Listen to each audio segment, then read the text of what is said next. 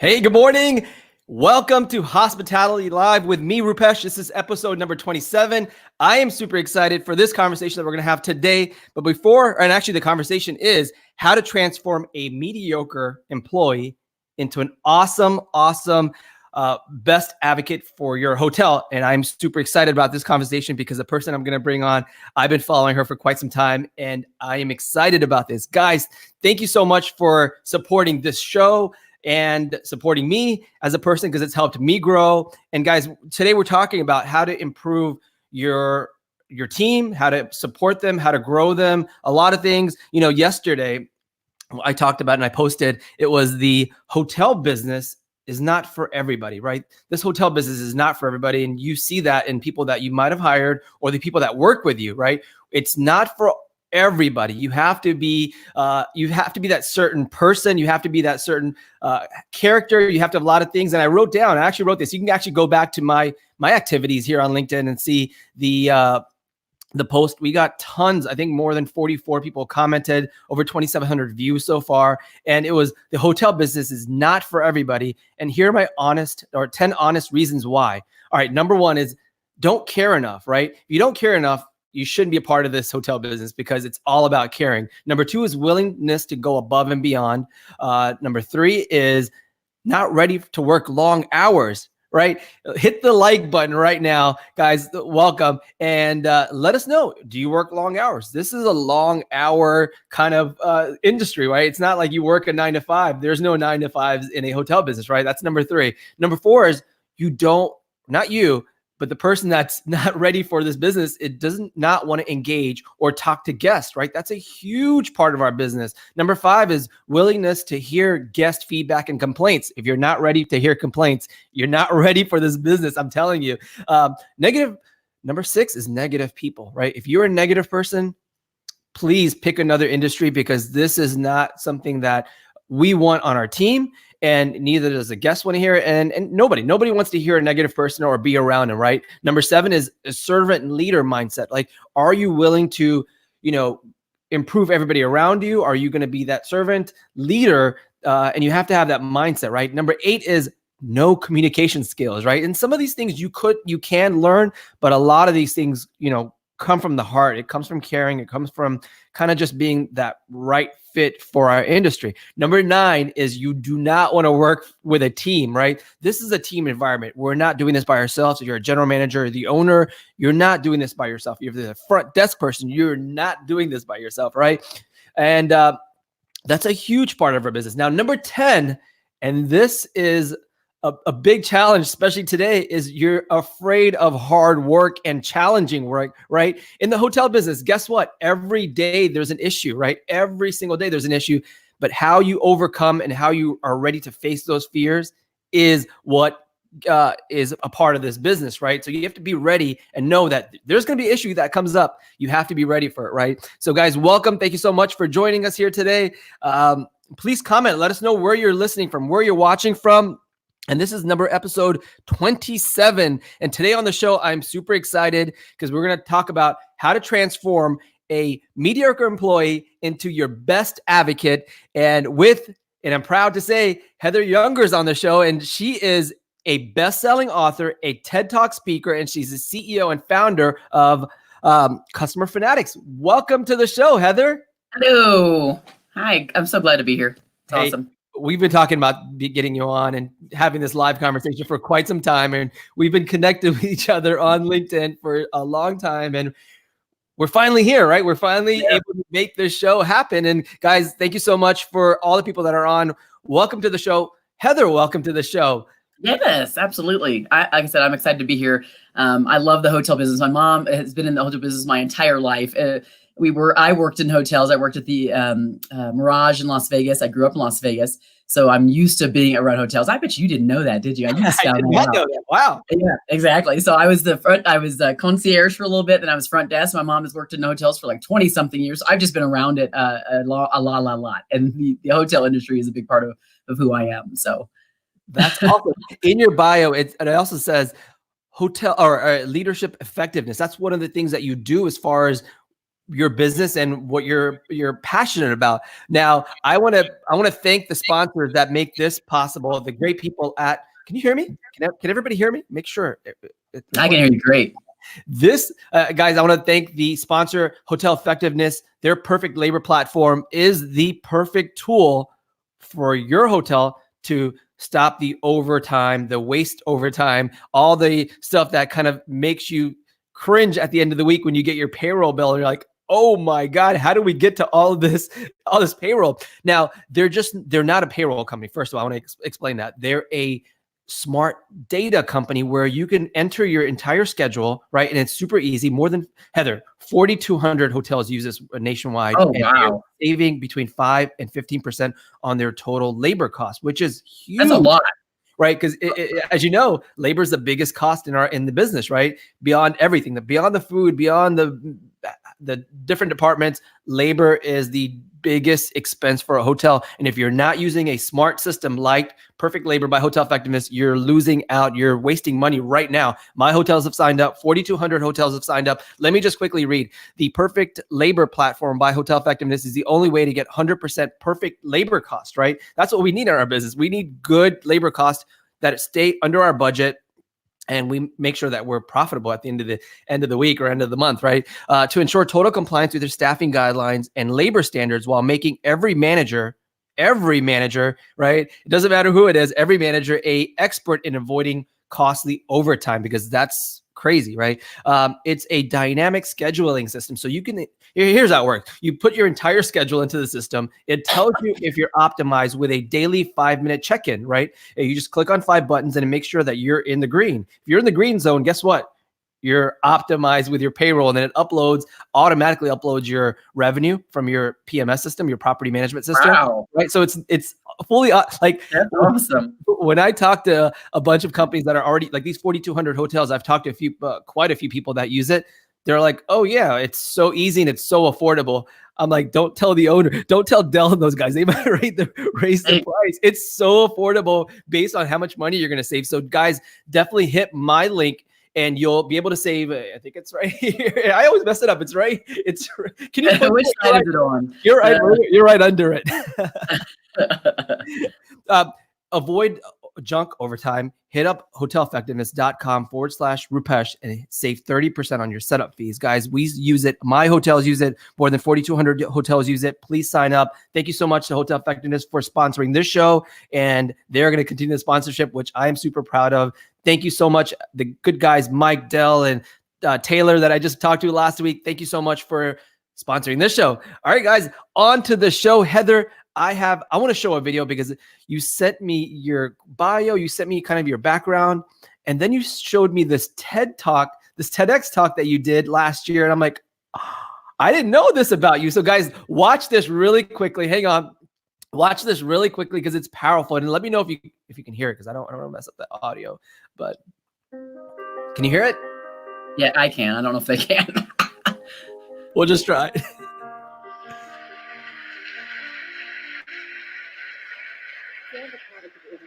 Interfaith marriage. Who is low? White and Jewish. My dad is black and Christian. Yeah. You can see how that might go over growing up in the 1970s. My dad was never invited to my grandmother's house for dinner. So occasionally my mom and I would just go by ourselves. My white cousins' photos, they line the walls of my grandmother's house. But my photos were nowhere to be seen. My grandmother hid my photos in her bedroom so her house guests couldn't see them. Once, she even told me that I'd be a better Heather if my parents never married. I was the literal black sheep of the family. When I was 15, my mom broke the news to me that she was going to my grandpa's funeral without me. I was so confused. Why couldn't I go too? Over time, it just became a pattern. She'd go to different family gatherings without me. When I was younger, I had to stay home with my dad watching my favorite Westerns on the television. He and we didn't talk about the other stuff much. Wow, and guys, if you want to watch the rest of this video, definitely hit up it's called Transforming Adversity into Opportunities by Heather Younger. Heather, how did you actually how were you able to speak on a TED Talk? That's so awesome. And I love the message. Boy, I'm one of those people. I had a goal last year that I was going to do a TED Talk, and it just happened quicker than usual. I had already applied a couple different times to the one that was another one, and it was a no because my message was not broad enough to affect like the entire audience. So I started to think about like what are the things what are some of the lessons that I'd like to share outside of the business stuff I do that I think that could impact people.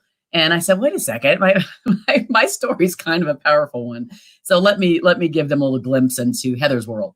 And by doing that, and obviously having that message of transforming adversity into opportunity, it applies to everybody. So that was kind of how it was done. Yeah, thanks for showing that. Yeah, and I feel like everybody has this story, especially growing up in the 60s, 70s, 80s. You had this story of you not fitting in. Even now, people still have that feeling. Yes. And Heather, you and I both feel that sometimes, right? We have that day or those times in our week that we're like, what am I doing with my life? Or why am I here? Or I feel different than everybody else, right? Or sometimes you have that mindset, and how do you get over that? And that's a huge part of kind of the business that we're running in hotels, but any business, right? Yep. Oh, absolutely. Yeah. There's so many ways that we get stuck and we get in our own way and we just can't get out of it. And that was part of it. I had seen all this negative stuff on the news, and I had heard, it seemed like everybody's mindset of victimhood was really increasing at that time. And that was one of the reasons why it just popped into my head. Like I feel like I need to give people a message that yes, we all have adversity, but we don't have to be victims of that. Our past don't have to be the thing that defines us. So, yeah.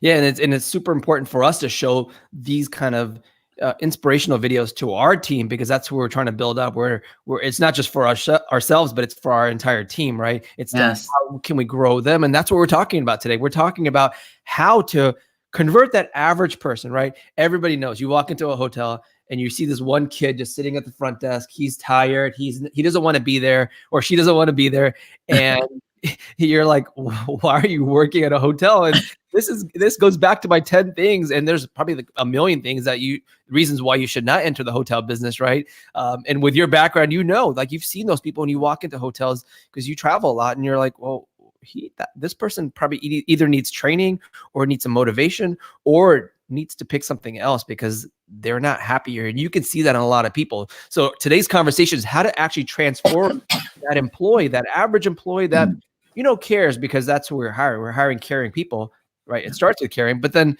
how do you transform them into advocates? How do you transform that average person into an advocate? And I love this conversation because I made that mistake in the past where we just hire a warm body, someone that's just breathing. and that's it. And we didn't care about everything else. By the way, Heather, we have a bunch of people on. Guys, welcome to Nicole, Jagdeep, who's that? Joseph, Nicole, Himanshu. Himanshu's from Toronto, Canada. Hey there. Esteban, Shamika, Paul, thank you so much. Guys, comment. Listen, we're giving away Heather's book, but at the end of the show, and a 30-minute free consultation with Heather. And we're going to talk more about that book, and we're going to talk more about how you can win. If you want to win, hit the like button right now. I said in the comments, I said, hit the like button like 20 times, right? Or hit the love button like 20 times. Yeah, exactly. Yeah, you'll just keep undoing the like if you keep hitting it. And then comment where you're watching from, because I love seeing people from like all over the world connecting. And this is what we're here for. We're not just here to inspire our local community, but we're here to inspire the world. And that's my goal this year, is really connect with a lot of hospitality people and teach them these things that they might have not learned, that I didn't learn growing up, right? I didn't learn this stuff. So I'm happy that we could offer this to everybody else. Heather, let's get into this conversation because it's an important one. We talk about we talk about employees, and we talk about average. Why are they average? Well, that's hard. I think it depends. The biggest thing I think is how you hire. I mean, the first thing we just need to get out of there is it's how you hire. What are your hiring practices? Because if you're not bringing the right people on, as Rupesh talked about, it doesn't really matter. All the things I talk about are how you might train them. If they don't start from a certain place, you're going to have a heck of a time getting them above average. I agree. So what are the mistakes that businesses make, hotels make in the beginning when they're trying to build a team and they're trying to inspire? What are the mistakes that people are making? The number one thing to remember is that people usually stay or leave because of how you make them feel. And so what happens is, so just think about that yourself. If you were in an organization, you left, Let's put money aside for now. We'll talk about that in a minute. If money wasn't the issue, what was the issue? And it was usually an immediate supervisor or a coworker, somebody that made you feel a certain way, like you felt disrespected, you felt unheard, you felt unimportant. So I think the things that the managers, hotel staff, whatever that they're doing to start with, that's a mistake, is that they're producing more negative emotions inside those that they lead or that are under their charge. And so that might sound really squishy, but I tell you, it is real. It is real. Like, put yourself in those shoes. Think about when you were at the place you were at last and why you moved to the place you're at now.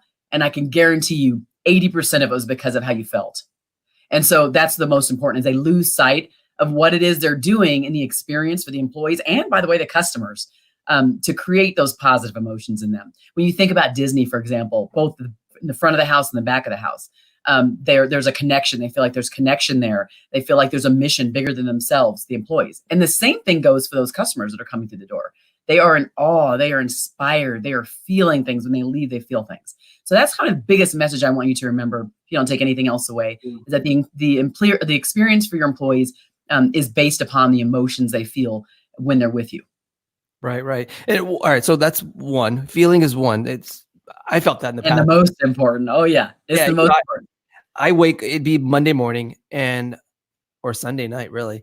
And I would be like, I don't want to go back. And we've all felt that way, right? Like, I don't want to go back. And that's a big sign that, and if it lasts forever, it's a big mistake that we're making ourselves, right? But it's that feeling like, I don't want to go back Monday, and you walk into the lobby or into your business, and you're like, I don't want to be here, right? Yeah. And that's like just the first step into like understanding yourself, that maybe we should take a different approach to where I'm working right now, or find something else, right? Because it's a mistake. It hurts yourself if you're here long-term feeling the same way. So feelings are a huge part of it. I know I felt that way. I've left business or have companies that I worked for in the past because of that feeling I got, that I wasn't feeling good about myself, and then everybody around me too.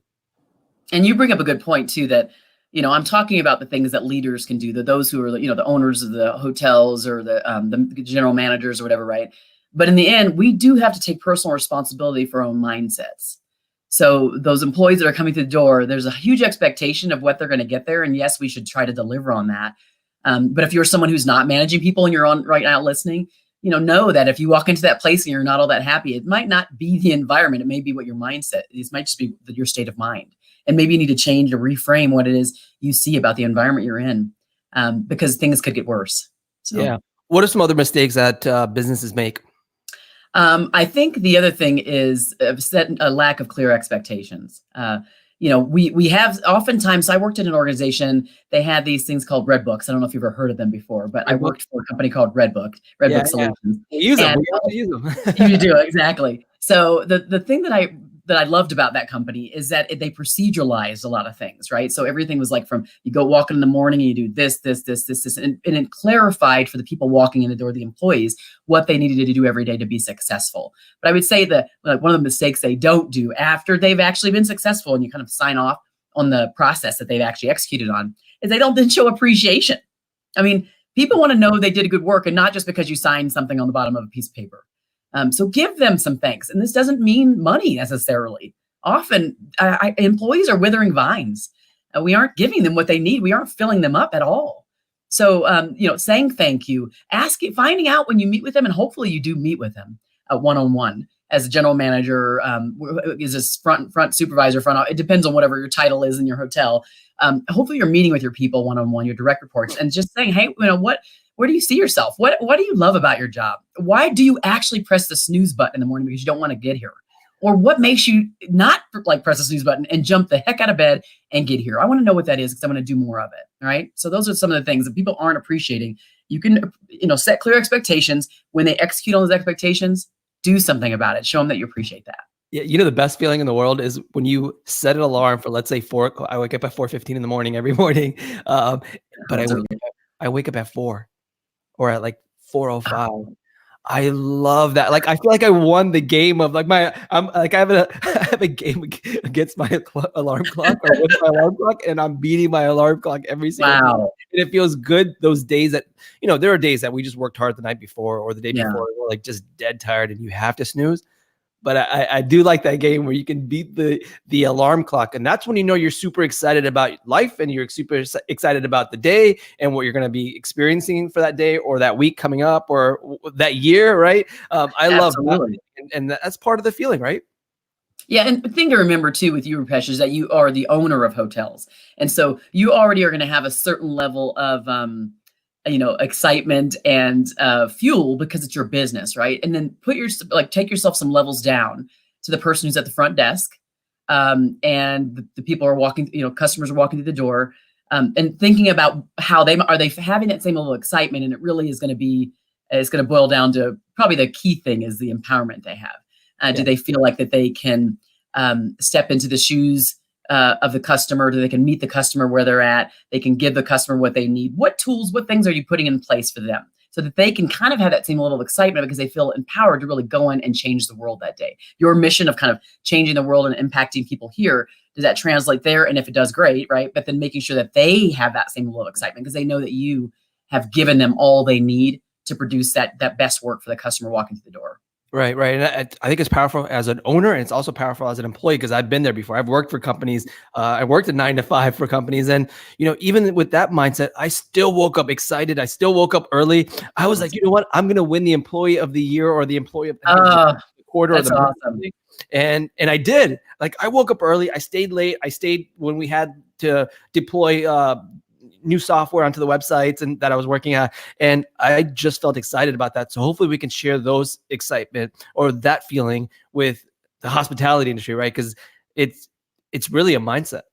It really is. I know you to be a self-driven person. So for you, you're going to see roses when there's thorns down there. And that's great. But the thing is we as leaders, that's a big tool in our toolkit is to show our people the green grass when the weeds are there. And so helping them to constantly, as I talk about in that TED Talk, constantly reframe what's actually in front of us. Okay, we don't have the highest end computer system that makes it faster to bring a customer in the door, but that's all right because we do have this thing, whatever that thing is, right? Or we do have a positive mindset today, or the sun rose today, or it's not raining today, right? There's all these things that are positive, and the more that we help them reframe constantly, the more they'll see that bright side, and it'll pass over to the customer coming through the door. All right, guys, if you're watching, are you excited to come to work? Are you excited? And, there are days that we just have, you're like, oh, I'm tired or I'm this, or I have this other issue at home because that's another whole world where we try not to bring what we have happening at home to work. And we try not to, but sometimes it spills over and, sometimes it affects your job. Sometimes it affects your day. Sometimes it affects how you engage with the guest or your coworkers, right? And that's probably one thing that we can improve on as far as a mindset too, right? Absolutely. Yeah. I mean, when we think of that relationship with our employees, please don't stop it at the door because you have to know who they are outside of work. The more that you do that, and we're going to talk about this later, but the more that you do that, you create a deeper bond with them. It's that thing I talk about with the emotions. They know that you care. So right. Awesome. Do that. Is there anything else that people can kind of look at and say, well, can I fix this part of kind of how I'm leading? I think just being real too. I mean, you have to be real. Don't try to be the hoity-toity GM. Don't try to be the person don't do that. I think the more that you can be real, and just be with the people, and I say that, be with them, the more they know that you are with them. And guess what? They're going to want to stay with you too. Yeah. Is it bad that I don't like being called the boss? No, it's not bad that you don't like that. It makes my skin crawl. I think that's a great thing. I would say that even more than that is don't act like the boss. And so what I mean by that, it doesn't mean that you aren't showing a strength or that you aren't setting direction. That's not what I mean. It's just that we can say, oh, don't call me the boss. But then there's times where we may actually put our people in their places or put our finger on them and move them around and give them no freedom. And that feels like bossish. So even if we don't let the people call us that, just making sure that whoever's listening, that you don't also, kind of speak out one side of your mouth, and the other side is doing something different. So being consistent, I think, is key. Right. I just want to be a team player. Is that okay? I think that's great.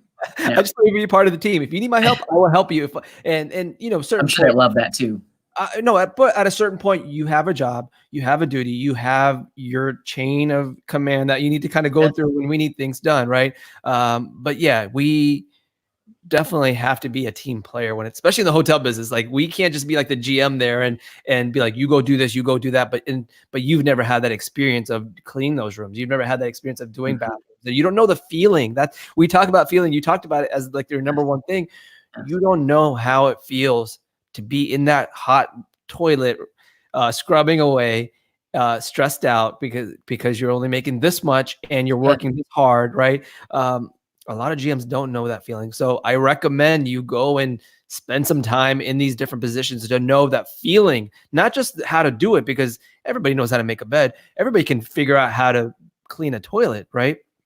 Or vacuum or whatever we're doing, fixing things. But the feeling is totally different. Guys, do you agree? Heather, do you agree? I think so. I think actually doing the work. I think the best thing you can do for a person, period, is put yourself in their shoes. And the only way to really do that is to walk a day in their shoes. So I think instituting, hey, let's commit that today on this live, that you're going to do kind of a day in the life of your team members. And maybe it's the team members that you might think of as maybe they're the lowest paid, and maybe most people perceive them as kind of the lowest man or woman on the totem pole. And let's do a walk in their shoes day. Let's make that a new thing in your hotel. And when you do that and you see that and you experience what they feel like to be there, and really make yourself live in it, I think that it'll make all the difference for you and them. I agree. We have a bunch of people on, guys. Welcome. Heather, welcome. Sam, welcome. R, welcome. Joseph. Hey, everybody. Mazine from Alaska, welcome. Hey. Esteban says he's from Houston, Texas. Glenda, welcome. Naresh, welcome from India. I'm super excited to have this conversation with Heather. Carmel, welcome from the Bahamas. Hey, Ooh. Shout out to the Bahamas. All right, so we're talking about the mistakes. Now we're talking about how to get the entire team, your average employees, to be advocates. Love what you do, love what you stand for, love your brand, love your hotel. How do you make that happen? We talked about the 5 steps, the 5 actionable steps. Heather, what are they? Yeah, so but I'm gonna do something first. I'm gonna get the one thing that I know you may be thinking, or the thing that's always kind of on your shoulders in the hotel industry, and this is the idea of pay. Okay, so money in this book, I talk about it here. It is the 7th law, 7 intuitive laws. It's the 7th law: money, paying people. I would say you have to pay people equitably. Okay, they need to be able to meet their basic needs. They need to be able to pay their bills and eat and feed their families. So that is it's a given. It's a given. And what that means for the city you're in, your employees, you have to determine what that is. I would definitely invite you to find out what that is. Don't ignore that truth. There's a truth there that exists, and you will always lose people if you don't understand that truth. Well, so that's there. How do you figure that out? How do you actually figure that out? Would you say that one more time? So how do you hold on, Mike? How do you figure it out? You actually ask. I mean, you have like your pay there, right? So you're already going to do your the pay. I'm assuming there's something in the hotel industry where you can find out what is fair pay in the area, what's competitor, rate, things like that, right? So you're going to find that out. But then when I talked about talking directly with your employees, and when you're sitting down with them, and you're going to find out over time, once you built that rapport and they feel comfortable, how they're doing outside of work. And they may not say money. They may say money. They may not say money. But when they're talking to you about some of their issues, you're going to hear whether it's am I able to sustain myself, my family on where I'm currently. Oh, and my second job and my third job, this happened, right? Okay, now they're holding down 2-3 jobs. What can you do to offset that? Is there something you can do? Sometimes you can't, and sometimes that's just the reality. I get that, depending on where you are, what level your hotel's at, what it's bringing in. I get that, but you have to dig deeper. Don't be afraid to broach that conversation. So I put that there first because I wanted to get it out of the way, but we need to pay them fairly. And then once we've done that, so now we're going to set money aside. Once we've done that part, when I talked about earlier, emotions are the number one thing that drives whether people want to stay with you or whether they want to leave. And by the way, it's the number one reason why customers decide to stay over and over at your organization, at your hotel. Do they want to come back? They want to come back because of how you made them feel, that you made them feel important. You knew their name. You gave them a little, I know that Rupesh does these things, little special things when you check in. These are some special things when you check out. Okay, every time I go to that city, I'm going to be doing that. The same thing applies to employees. Okay, so knowing that emotions are the things that drive, there are 5 things you can do that drive more positive emotions. I'm going to write these down. Hang on. That first one is what Rupesh talked about, which is caring. You have to care. You are in the absolute wrong business if you don't care for people generally, because you got your customers and your employees. You got 2 customers, internal and external, and you have to serve both as the owners or the GMs of those hotels. So that's the first thing, caring. What does that look like? Well, let's say one of your employees does something it's a mistake, and it can be kind of a big mistake. You could ignore the mistake, or you could decide to sit with them and coach them through how could they have done that differently, instead of going, you know what, you just totally screwed up and you're out of here, or you screwed up and you're on a performance improvement plan and you better get right quickly, right? Mm-hmm. You don't want to have that attitude. Your attitude is, okay, you made a mistake. It cost us. I do want you to know how much it did cost us, but I do believe that there's a lot more in you. I know that if I can work with you, you can move past this and you won't make that mistake again. So here, let's talk through, how did that happen?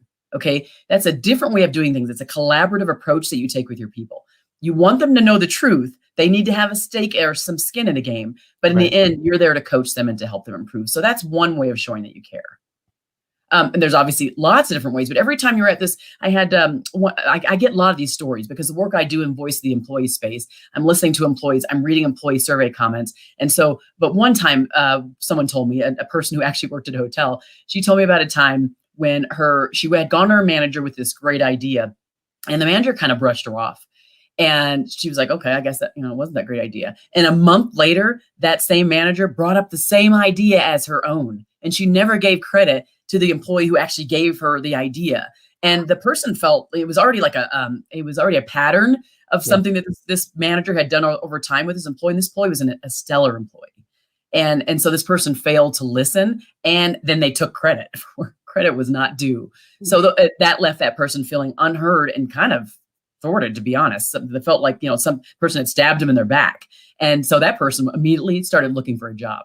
So those are a couple examples of like what not to do. And then thinking about the other side, or the opposite side of that, is making sure that you sit with them, dig deeper to find out who they are. Don't be afraid of those things that can be, you might think of landmines, like, oh, I don't want to go there because if I go there, now it opens up that I have to now do this, this, and this, and who has the time for this? Yeah. If you want to keep your people and reduce your training costs and your acquisition costs, recruiting new people, you're going to do some of the things I'm talking about. I promise you. It's kind of like asking guests at checkout, how was your stay? And they say good. That's most hotels. They say, Mr. Smith, how was your stay? And he's like, oh, it was good. Or I'd be like, it was good. But they don't ask that extra question, like, what's one thing that we can do to improve? And that's kind of the questions we're talking about right now, right? It's kind of like getting in a little bit deeper to understand like how they feel and what's going on with them, and kind of prying.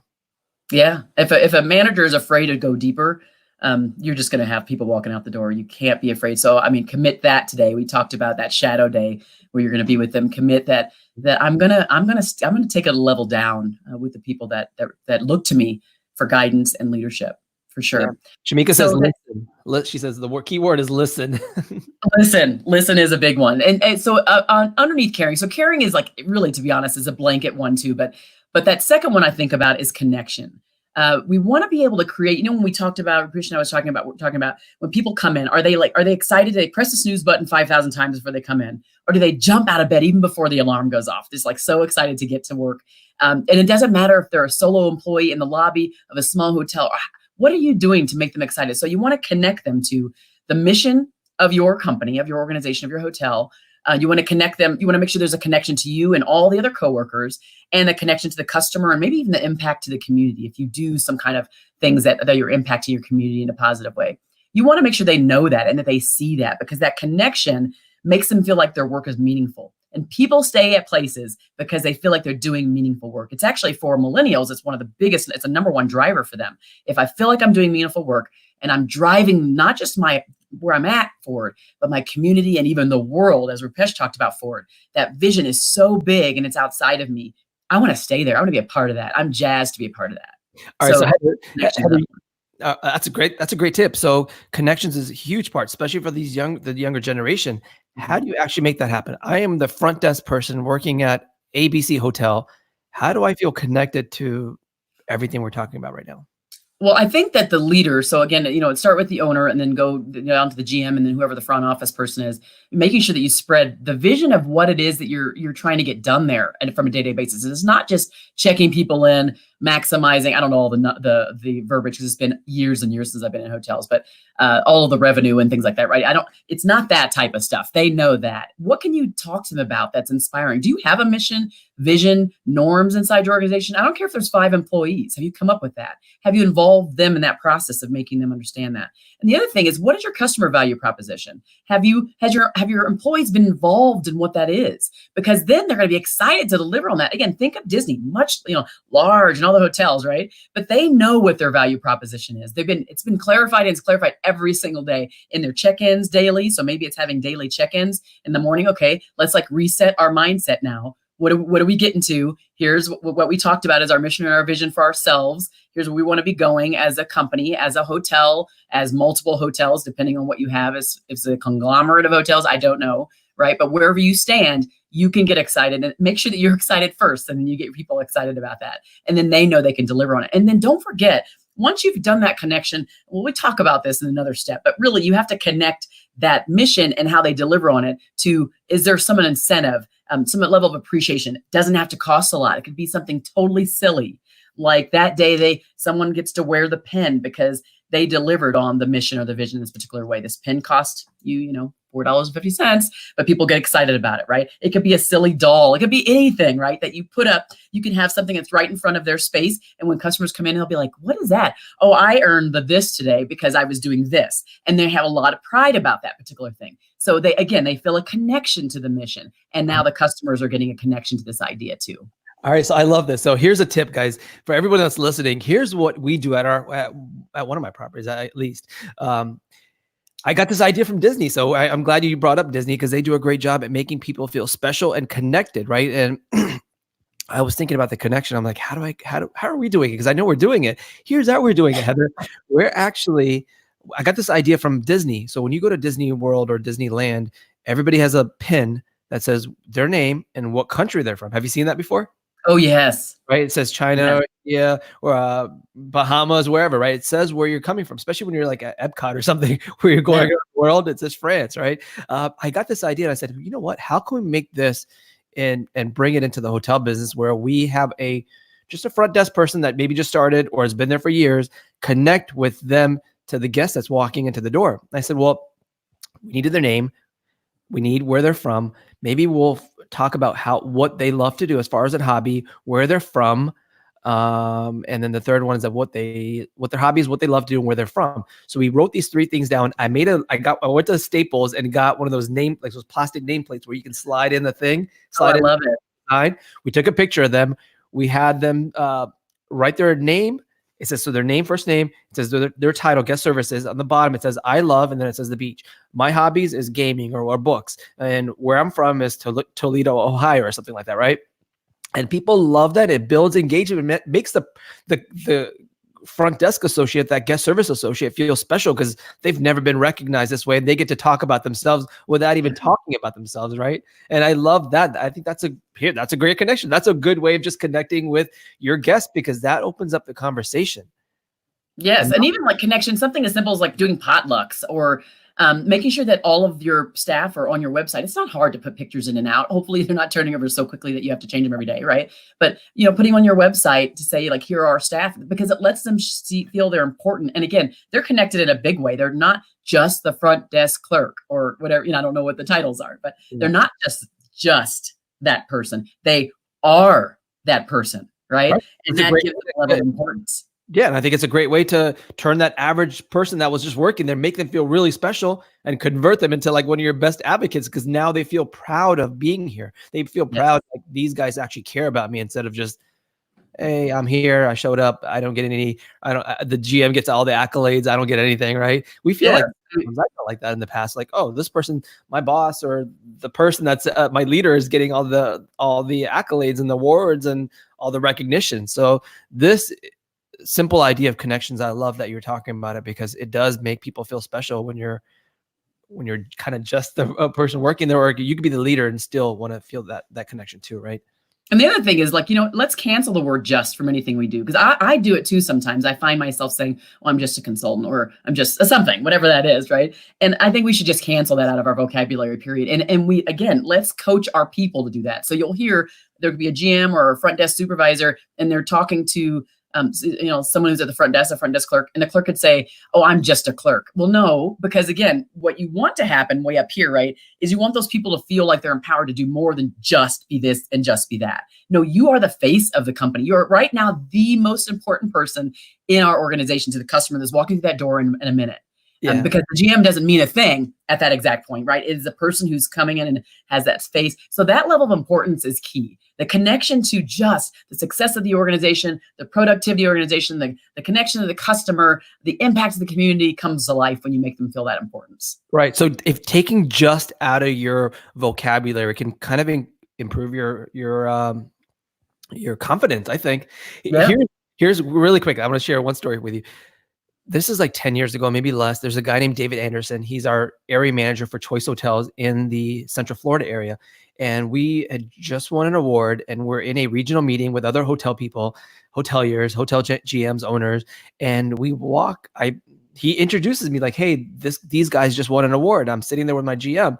And I wake up, or I stand up, and I say, and they're like, talk about yourself and what you did. I was like, oh, we're just the quality and wherever. And they're like, he was like, no, he's like, stop. He's like, you're not just this person. You are the award winning. So stand up and be proud of what you've done, because you're not just something, you've done something, right? And I love that. I remember this all the time when I'm talking about myself, really. And then I'm talking about what we've done in our accomplishments, right? It's not just something, it's what you've actually done. And it helps you boost your confidence.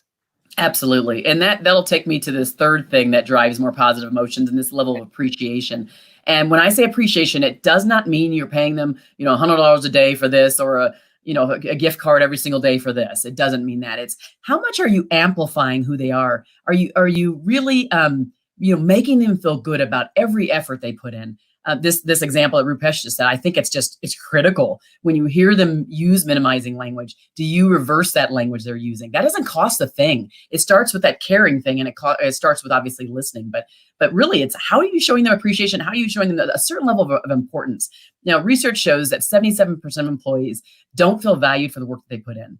And then the other side, 55% of employees would leave their job for a place that shows them that they're valued.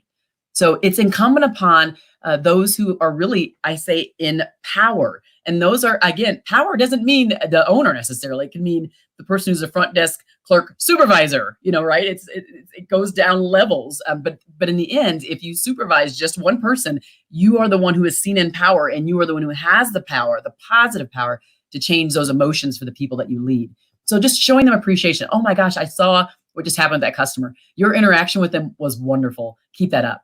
I mean, just that is literally what I'm talking about here. But you do want to find out, when it comes to appreciation, what motivates your people, because some people are motivated by money, like incentives and winning and contests, but a lot of people are not. They just want a pat on the back, or they want you to send, write out a little card and give them a card, that says, thank you so much, with a smiley face. You would be surprised. You have to find out. How do you find that out? Rupesh is going to ask. You ask them when you're sitting with them one-on-one. You ask them, what is it that I can do to make you feel appreciated for the work that you do? And you're going to be surprised. I mean, there might be people who say money. Again, let's put that aside. You remember, that's the thing we have to start with. Is it fair? Is it equitable? Can they feed themselves? If the answer is yes, let's put that aside. And there's these other things that are most important. And they're probably going to say, you know what? Maybe if I could, I don't know, have a 5-minute smoke break. I mean, I'm just making something up. That would make me feel appreciated. Wow, I never even thought about that. Of course you can have a 5 minutes, So then you implement that, whatever that is for your people, right? Finding out what it is. Don't make assumptions. You know what they say about assumptions anyway. So yeah. Don't make them. Listen, you get the bell for that, because there are so many times that we're like, oh, you know what? We're just going to give them this because we love it. Right, you're in a different place as maybe a leader at your business or your hotel. You're in a different place in your life than maybe that person that's working the front desk, or maybe that housekeeper that's working, or maybe the maintenance, or breakfast, or a restaurant, or valet. You're in a different place in your life. So if you think that, oh, they're gonna love a Starbucks gift card because you love it, it doesn't work out. So Um, like that you're saying that we should go and survey the team and figure out what they actually want, because yeah, you could say they want this thing, but in reality they never go to Starbucks. They cannot even afford it, right? Or they don't think about it. That's probably like a luxury that they got. Remember when you were a kid, you went to like, I feel like we only went out to when it was somebody's birthday, or once every like 3-4 months you'd go to like Olive. I don't know if it was Olive Garden. It was one of those restaurants where now it's like kind of like a regular thing where you would like not consider that like high end. But back in yeah, growing up, you're like, we got to go to McDonald's or whatever it was, right? It's kind of one of those things. Like, how do you know until you don't know until you ask, right? you don't, exactly. And so that actually brings me to the next one, which is really this idea of listening. And when I mean, listening, it's like holistically listening. So in the work I do in the voice of the employee space, I am doing, helping organizations with culture teams, helping to put together employee focus groups, and then reading employee survey comments. Now, you might be small and there's might only 5 of us, so a survey is not going to make a lot of sense for employees. But if you have multiple hotels, you got 25, 30, 100, 150, right? You start to get bigger up there. It makes sense to do the surveys. Now, don't just do the surveys and irritate people by not doing anything about it or telling them what you heard. So you want to make sure you do the surveys and you actually follow up with them on what, like the big themes that you heard. And then also think about and figure out what you're going to do to actually change their experience. Those things can actually work to change the experience. And the other thing is, again, if you don't want to do the survey, let's say you think it's cost prohibitive, which it's not, because you can do kind of a survey monkey. You can go real inexpensive with this Survey Monkey or anything where you're paying like $20 for it or something. But if you have some more money to put behind it, try to invest in something that gives you some more robust analytics, so you can really break down which areas of your hotel are the least happy, I guess, or the least engaged, and then you can do something about that. But then there's also the listening in the one-on-one space, and you'll hear me say that because it's probably the most important thing you can implement is sitting with your people one-on-one. The team meetings are great, but sitting with your people one-on-one, there is absolutely nothing that's going to replace that sensory experience they get when they have that one-on-one time with the person who manages them. So that's going to be critical, because that's when the caring shows up. That's when the listening happens. That's when the appreciation happens.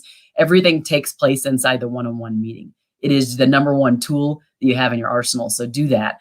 And then if you do performance reviews, again, I don't know. It just depends on what your organization has, what your hotels have.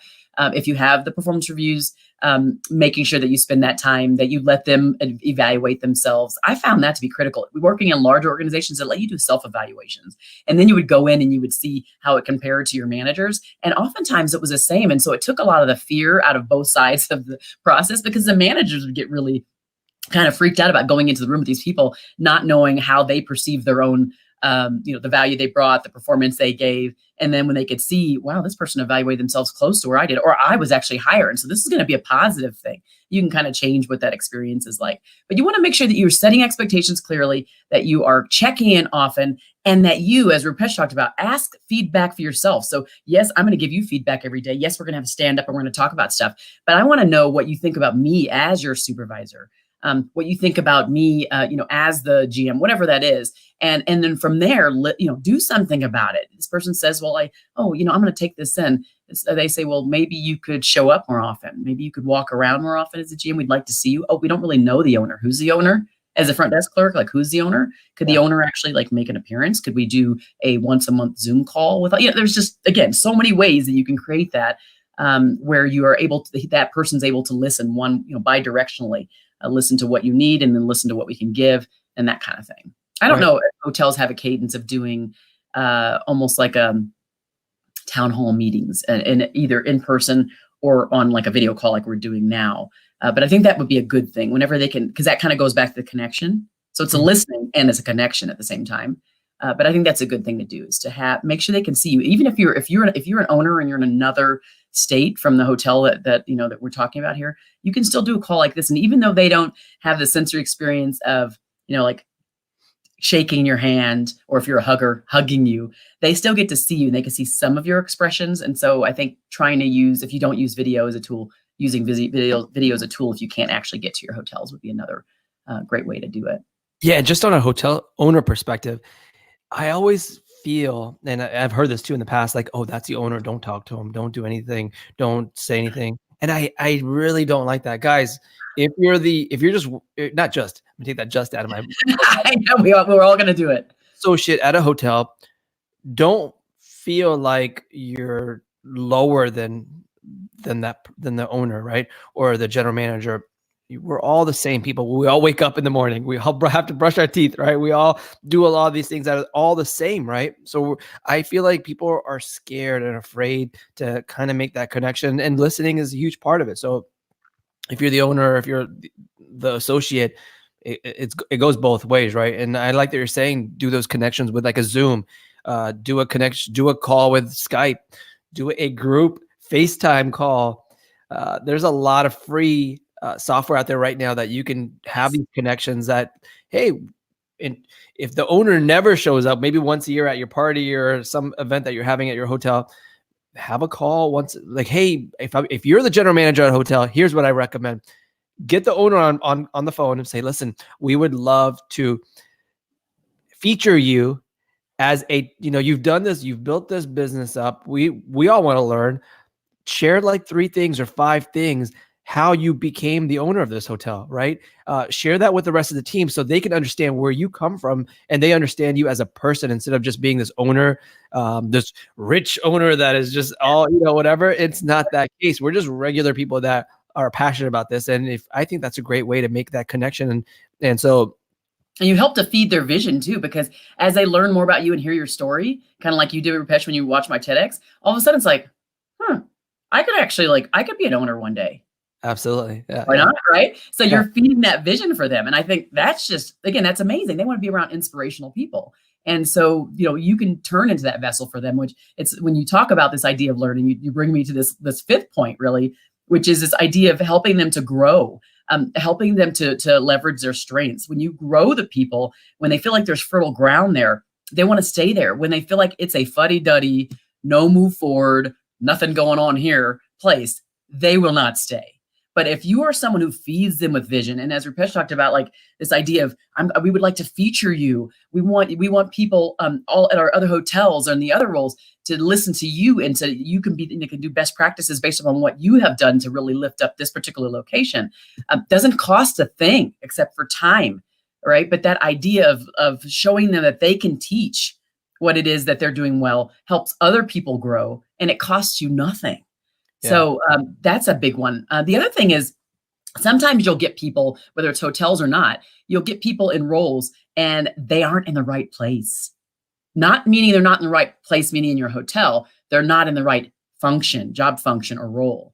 So sometimes it's figuring out, like maybe if you're big enough, I don't know if you can do this, or maybe not. Even if you're nimble enough, not big enough, you're able to let people shadow.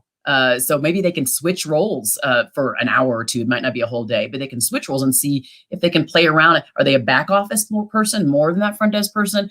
Don't know. But are they someone who should be in the kitchen if you have a restaurant? So when you do that, though, you let them see that there's more than one path forward in your organization.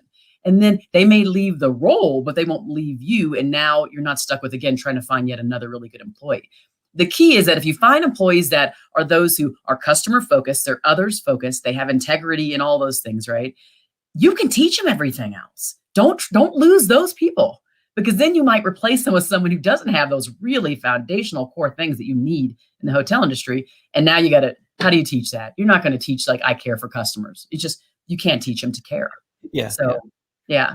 Oh, this has been great. These 5 actionable steps, I think we can all take back to our hotels today and say, are we doing the right things to keep these good, caring people with us for a long time? Because it costs us a lot of money when you're constantly turning over people, constantly finding new team members, trying to put ads out there. That's expensive. And then not even that, it's just your team that feels, oh my God, there's a new person every single day, right? It's like showing up to a new school every single day, right? Good point. Morale. You're right. Yeah. It's that morale that just gets lowered and you're like, well, what's going on here? Like, I don't like this, right? So these 5 things and everything we talked about can help you with getting that average person that's been there for quite some time or brand new, and convert them over and shift them over and transfer them over to being one of your best advocates. I think the title actually makes sense, right? It makes sense for these 5 things. And I think all the other things we talked about Guys, we're still giving, listen, in a little bit, we're going to give away Heather's book. And it is let me get the title right. I want to mess it up. It's the 7 Intuitive Laws of Employee Loyalty, right? What's the book about? And guys, if you want to win this book, I know there's a bunch of people, and it's going to be so hard this time to find out a person that's been super engaging, because I love all you guys and I love all the comments that you guys are posting. If you would like to win this book, hit the like button like 20 times and comment. What should they comment? They would, let's see, what should they comment? They could comment, let's see, caring leader, maybe. That could be right. Caring leader. Comment caring leader, and which of these 5 you're actually going to take today and make a change at your business, right? I think that's powerful when you can actually take something, and listen, I'll keep you accountable. If you write something, I'm going to keep you accountable that you actually did it. Let us know, hit the like button, comment where you're listening from, or just what one of these 5 steps that you're actually going to take today and take back to your business and improve and build your team and stop them from leaving, because that's one of the biggest things. They leave because we didn't do something for them, right? A lot of the time. So guys, all right, we have a bunch of comments. Thank you so much, guys. Everyone's caring leaders, right? That's a big part of the business. And all right, so let's talk about the book. What's in the book and what can people get out of it? Well, a lot of what I talked about is in the book, but the laws of loyalty, really, when you think about some of the things I talked about, we think that often that it's hard, that it costs a lot. And I think in here, I just talk more about the principles. I share more stories. So it brings the principles I talked about to life. It digs deeper into this idea of motivation when it comes to appreciation. And so I think those are going to be some of the caring things. I call them laws, but I do feel like you gotta live by them. You gotta live by them, or guess what? Like, you are gonna feel the impact by all the turnover you get. And so the idea is this fascinating truth.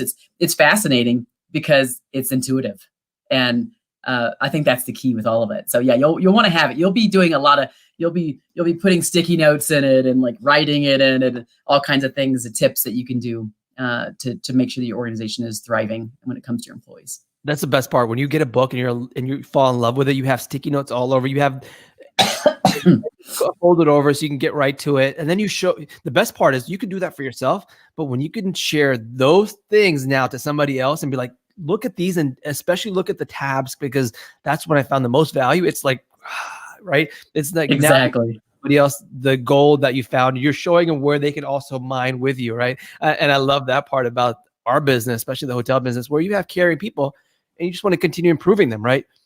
Yes. And there's 2 other things I'm going to add. One is, because we didn't mention it, I have a podcast called Leadership with Heart. And on that, I do a show every week. And on that show, I talk to leaders from all different walks. There's hotel, non-hotel, nonprofit, public sector, everybody. And they tend to be people who are more caring leaders, but they don't do it perfectly. And so we talk about how they maybe have made some mistakes and how they come out of it. It's super helpful and useful for those who are, it doesn't matter if you're a new manager, seasoned manager, seasoned leader.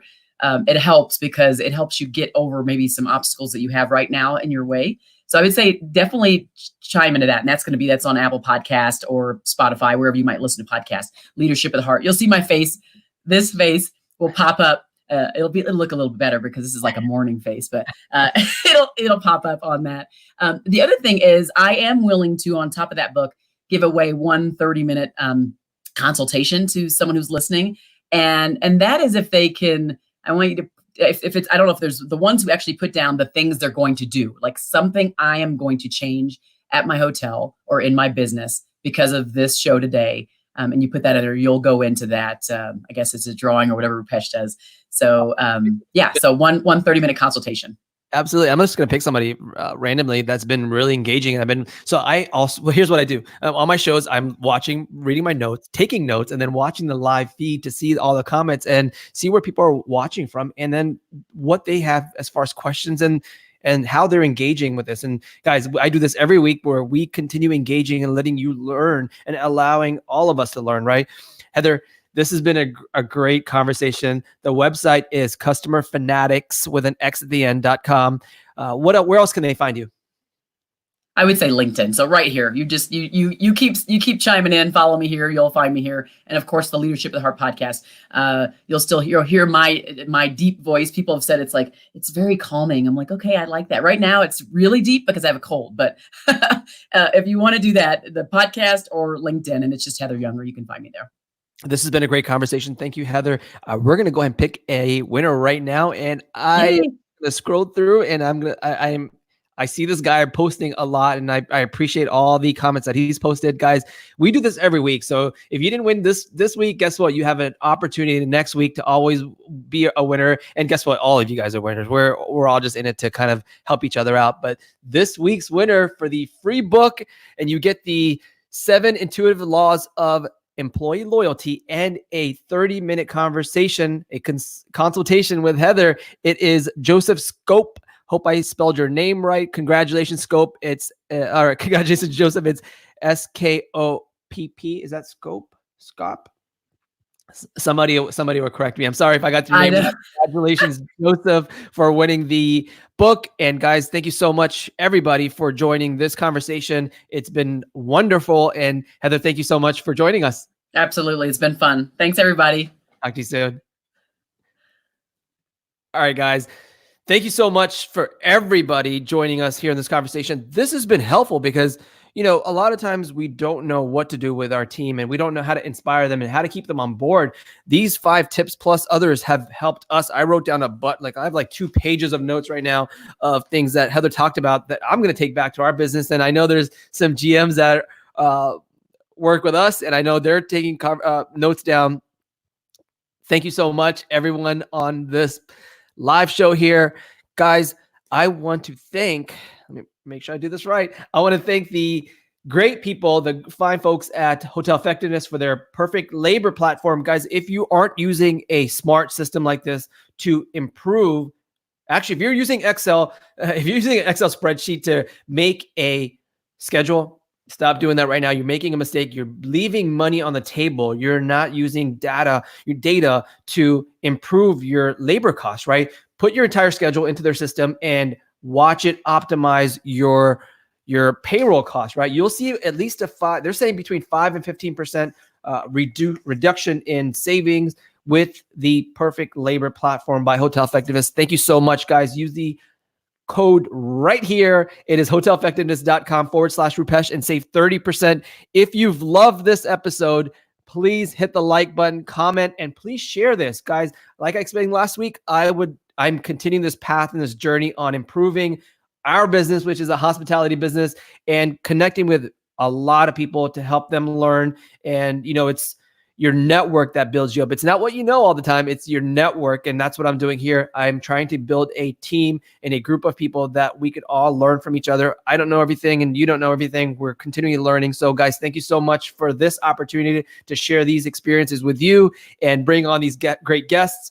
A couple of things. I'm going to be in Atlanta at the Hunter Conference, March 17th, 18th, 19th. And I don't know if I should say this yet, but I think on the 17th, we're going to do a meetup I'm not going to even say where it is because I haven't officially announced it yet. We are doing a meetup in Atlanta on March 17th at the Hunter Conference. I will be posting the location, and it's a free event that you can come and meet us and meet other hospitality people in the area. And last time we had over 120 people when I did the event in Orlando, and it was awesome. People flew in. So thank you to all those people that flew in and drove down from hours, right? I love that. And also, I'm going to be speaking at the AHOA conference right here in Orlando, April 14th. The conference is from April 13th through the 16th or 17th. I'm going to be speaking on the 14th, and we're going to talk about the stuff I love, which is marketing and hospitality. Guys, thank you so much for joining me. I do this every Wednesday, and I hope to see you next Wednesday at 9:30, where I'm going to bringing on somebody special. You'll see that coming up here in the next day or two. Guys, thank you so much. Enjoy your day, and I'll talk to you soon. Bye.